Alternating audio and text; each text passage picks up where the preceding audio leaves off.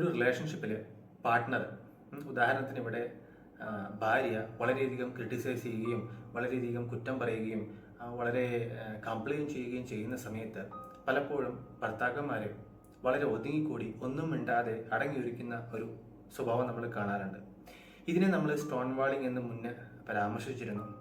അപ്പോൾ ഇത്തരത്തിലുള്ള മാനേജ് ചെയ്യാൻ സാധിക്കാത്ത വളരെയധികം നെഗറ്റീവായിട്ടുള്ള ഇമോഷൻസ് ഭാര്യ അവരുടെ ഫീമെയിൽ പാർട്ട്ണർ എക്സ്പ്രസ് ചെയ്യുന്ന സമയത്ത് പലപ്പോഴും വളരെയധികം ബുദ്ധിമുട്ട് ഫീൽ ചെയ്യുകയും ഇത്തരത്തിൽ കണ്ടിന്യൂസ് നെഗറ്റീവ് ഇമോഷൻസ്, നെഗറ്റീവ് കാര്യങ്ങൾ പറയുമ്പോൾ ഏതാണ്ട് ഒരു ഷെൽ ഷോക്കഡ് പോലെ ഒന്നും ചെയ്യാൻ പറ്റാതെ സ്തബ്ധമായിരിക്കുന്ന, സ്റ്റോൺ വാൾ ചെയ്തിരിക്കുന്ന അവസ്ഥയാണ് നമ്മൾ ഫ്ലഡിങ് എന്ന് പറയുന്നത്.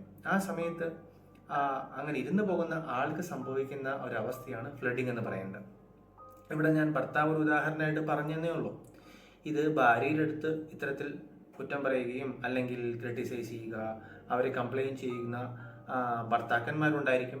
അവിടെയും ഇതേ സെയിം സംഭവം ഫ്ലഡിങ് ഭാര്യയ്ക്കും അനുഭവപ്പെടുന്നത് തന്നെയാണ്. പക്ഷെ കൂടുതലായിട്ടും ഇത്തരത്തിലുള്ള സ്റ്റോൺ വാളിംഗ് ചെയ്തിട്ട് അല്ലെങ്കിൽ ഫ്ലഡിങ് കൂടുതലായിട്ട് അനുഭവപ്പെടാൻ സാധ്യതയുള്ളത് പുരുഷന്മാർക്കാണ്. അങ്ങനെയാണ് പഠനങ്ങൾ കാണിക്കുന്നത്. ഇതിനുള്ള കാരണങ്ങളും മറ്റും നമ്മൾ വരുന്ന വീഡിയോകളിൽ പറയുന്നതായിരിക്കും. സോ നിങ്ങൾ മനസ്സിലാക്കുക, ഫ്ലഡിങ് സംഭവിക്കുന്നത് കൊണ്ട് പലപ്പോഴും ആ ഇമോഷൻസ് അത് കേട്ടിരിക്കാനോ അല്ലെങ്കിൽ ആ ഇമോഷണൽ റിയാക്ഷൻ ഭാര്യയുടെ ഭാഗത്ത് നിന്ന് ഉണ്ടാകുമ്പോൾ അതിനെ താങ്ങാൻ പറ്റാതെ അങ്ങ് ശബ്ദമായി ഷെൽ ഷോക്കായിരുന്നു പോകുന്ന അവസ്ഥ സ്റ്റോൺ വാളിംഗ് എന്ന് പറയുന്നു.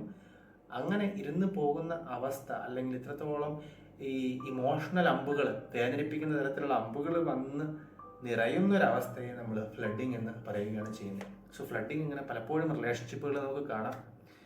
പലപ്പോഴും ഇത് സംഭവിക്കുമ്പോൾ ആ റിലേഷൻഷിപ്പ് വളരെ കോൺഫ്ലിക്റ്റ് മുന്നോട്ട് പോവുകയും ചിലപ്പോഴൊക്കെ സെപ്പറേഷനും ഡൈവോഴ്സും ഒക്കെ ആവുന്നത് നമുക്ക് കാണാവുന്നതാണ്. സോ ഇത്തരത്തിലുള്ള നെഗറ്റീവ് ബിഹേവിയേഴ്സ് നിങ്ങളുടെ റിലേഷൻഷിപ്പിൽ കാണുകയാണെങ്കിൽ, വളരെയധികം ഫ്ലഡിങ്ങിലൂടെ നിങ്ങൾക്ക് മുന്നോട്ട് പോകേണ്ട അവസ്ഥയുണ്ട് എങ്കിൽ മനസ്സിലാക്കുക, ഇവ എത്രയും പെട്ടെന്ന് മാറ്റം കൊണ്ടുവരാനായിട്ട് ശ്രമിക്കുക.